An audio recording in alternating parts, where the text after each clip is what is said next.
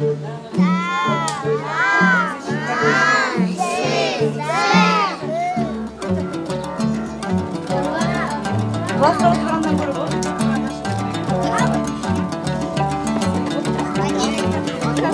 наверное, мост, да?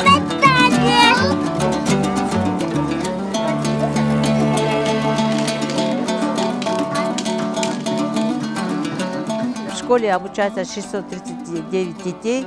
Это у нас школа многоязычная, поэтому вот по проекту многоязычия работаем. Именно делаем, чтобы обучение государственному языку. Сейчас в данный момент летний отдых. Здесь организован 25 детей из разных социальных семей. Мы учитываем. И здесь родители помогают нам. Это лагерь у нас бесплатный. Лагерь начинается с 2 июня по 25. В это время, когда учителя могут работать. А потом уже учителя на отпуск идут и дети отдыхают.